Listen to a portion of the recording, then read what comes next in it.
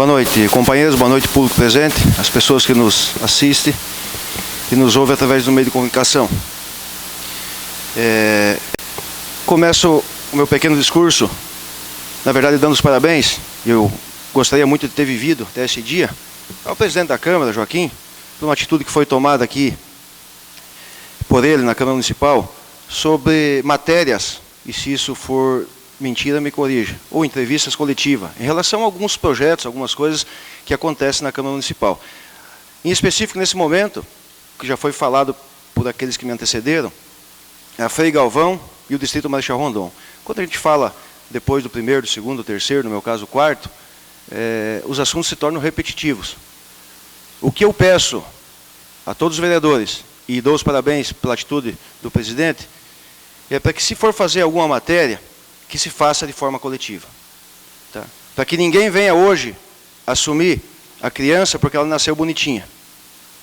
Ou senão vai me dar bastante trabalho para voltar lá nos autos, há um tempo atrás, e ver quanto pedido tem nessa tribuna, quanta indicação ao prefeito municipal, e até mesmo o prefeito que antecedeu o atual prefeito, para que se fizesse esse trabalho na Frei Galvão.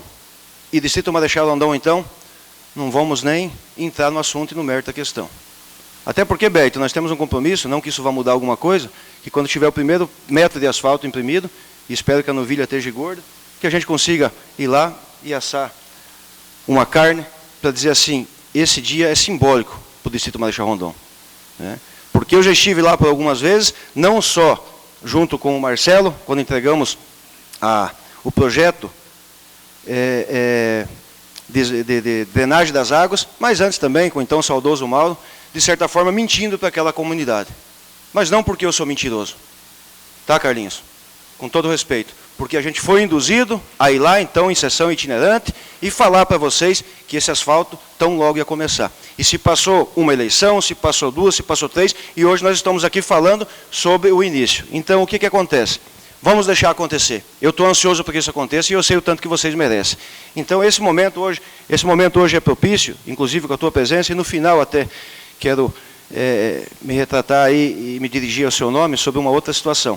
Mas, enfim, que essa entrevista, pode ser que eu não participe dela, ela seja com certeza coletiva e que todos os vereadores, caso isso realmente aconteça, e eu acho que não tem mais como não dar certo e não acontecer, seja distribuído os parabéns, eu não digo nem para os novos vereadores que aqui estão, mas principalmente para aquela sociedade que anseia tanto por esse esperado dia. Então, Beto, compromisso nós temos, estão todo mundo convidado, inclusive a sociedade, para comer pelo menos um pedaço de carne, que isso vai simbolizar o início das obras, e aí a gente vai ficar cobrando e ansioso para que se tenha um término desse asfalto tão sonhado no Distrito Marechal Rondon. Cito também aqui algo que eu trouxe esses dias e que, na verdade, foi através de requerimento e foi reprovado, e depois a gente tocou no assunto. Isso, presidente, eu gostaria que você tomasse, como presidente da Câmara do Poder Legislativo, providência em relação, vou falar mais uma vez, à instalação de rastreadores nos carros da Câmara Municipal. Tá?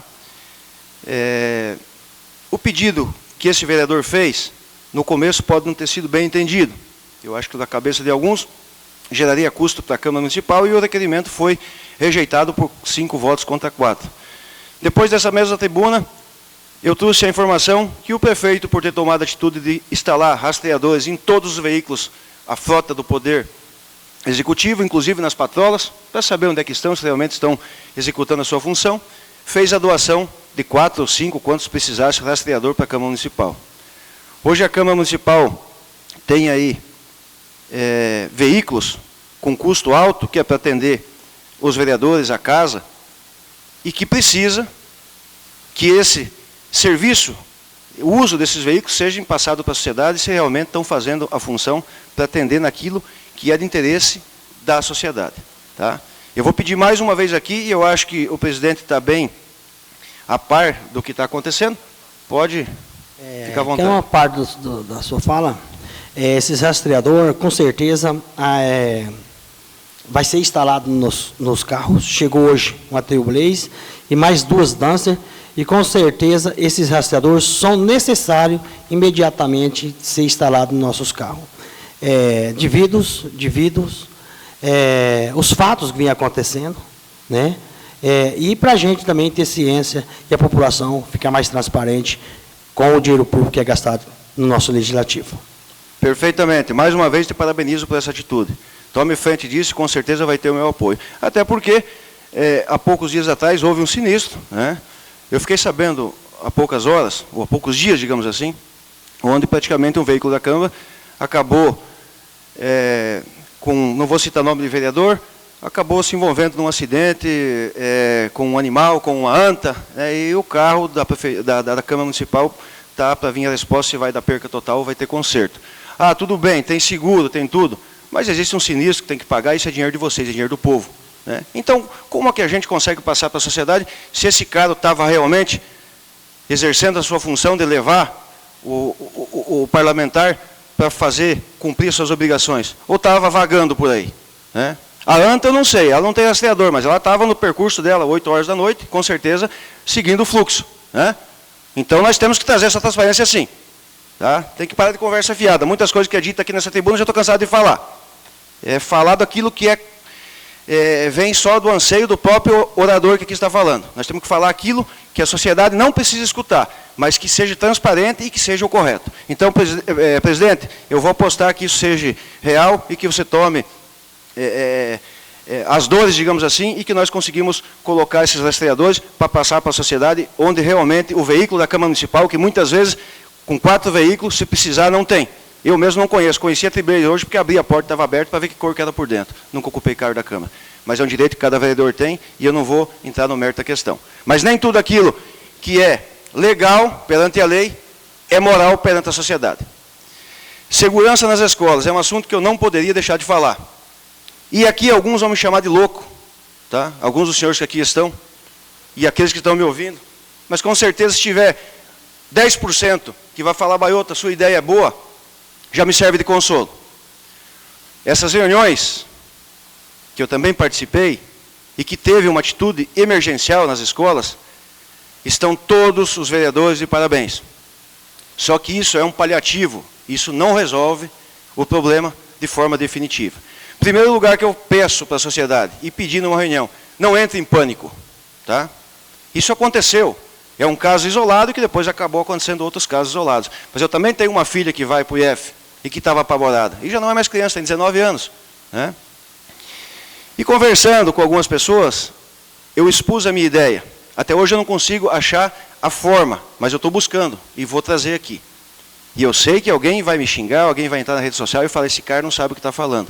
Mas quero que os senhores ou algum dos senhores saia daqui tentando entender o que eu quero dizer. Às vezes eu não tenho uma oratória perfeita e sei usar as palavras de forma ordenada. Mas a pessoa armada nas escolas, né, a porta giratória, o botão de pânico falado pelo vereador Joaquim, o muro de 4 metros de altura, com cerca elétrica, eu acho que, na verdade, ele tira um pouco aquela sensação que a escola é um lugar de liberdade. É lugar do aluno andar tranquilo e não preso. Preso já tem aqui nossa penitenciária, né? Isso me veio na cabeça e eu falei com um cara que deve ser um pouco mais louco do que eu, e no final ele falou, Baioto, cara, que ideia bacana. De que forma ainda não sei, vou trazer para os senhores. A possibilidade, isso eu falei na reunião, até não aceitaram de primeiro momento, mas uma caminhada ela tem que começar com um simples passo, uma grande caminhada.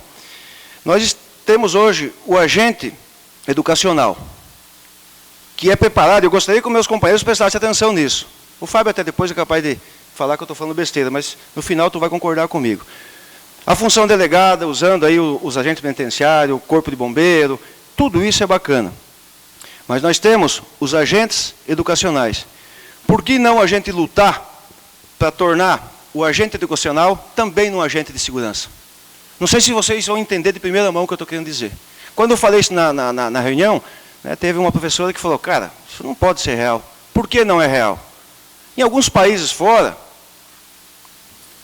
o professor não dá aula com uma arma na cinta, uma pistola. Ele dá arma com um fuzil. Claro, países muçulmanos, onde tem atentado, bomba que explode nas escolas. Agora, se eu e você, Beto, somos 2 mau elementos, não que nós seja, e nós combinamos de fazer uma atrocidade numa escola. Vai ter o guarda armado no portão, vai ter o detector de metal, vai ter um muro de 4 metros de altura. mas eu vou combinar contigo. Eu vou entrar, vou no canto da escola e você vai me jogar lá. Não precisa nem ser uma arma, pode ser 1 litro de álcool. Eu chego lá e jogo nos alunos e meto fogo. Estou dando um exemplo. Então, aquele segurança que está na porta não vai inibir essa atitude.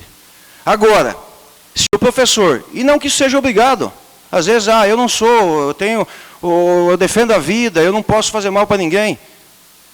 Espera aí, se numa sala de aula, ou num colégio, tem 10 ou 15 professores, que a metade desses professores, isso não é simplesmente ir lá e comprar uma arma. Ele tem que passar por um curso, por uma preparação e por uma remuneração. Ele vai se tornar, além de um agente educacional, um agente de segurança. Eu quero ver se você que é o louco, Beto, o mau elemento, não que eu esteja afirmando isso, né? Você vai entrar numa escola, mesmo que, sem ter certeza que todos os professores andam, né, com arma para defender os seus alunos, com o psicológico pronto para isso, porque é o papel deles, né? Você vai arriscar entrar numa sala de aula para fazer alguma coisa. Você não vai ter oportunidade ou chance, que você vai ser inibido. Então, o que eu estou falando hoje pode alguém achar que é besteira, mas daqui a uns dias vão me dar razão.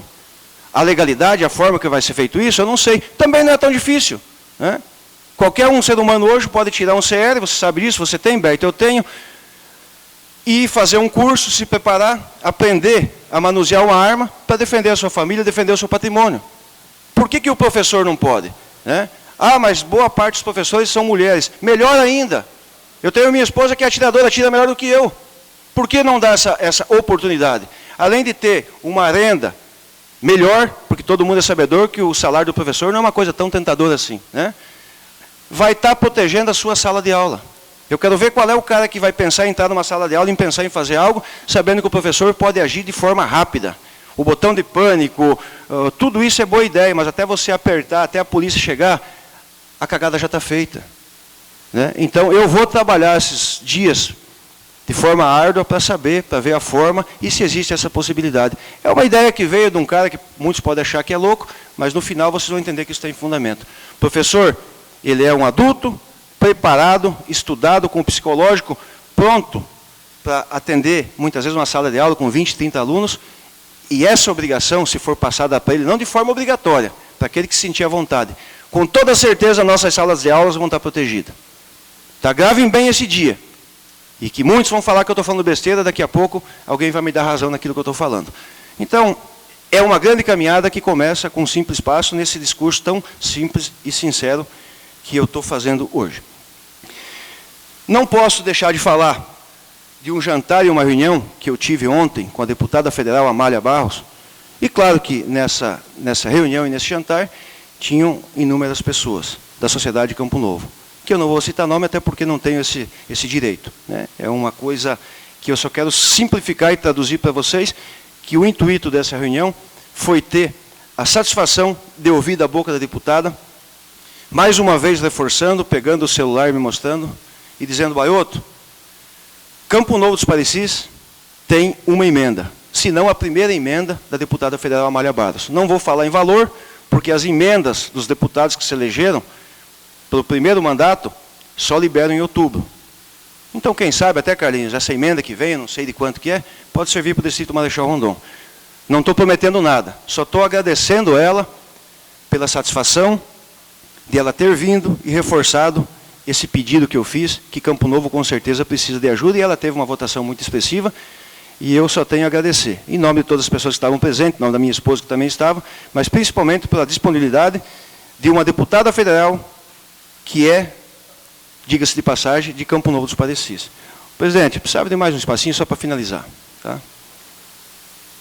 Então, fica aqui de forma pública o meu reconhecimento, a minha gratidão, e a gente vai estar ansioso, com certeza, deputada, para que essa emenda, assim que for liberada, venha para Campo Novo, para atender,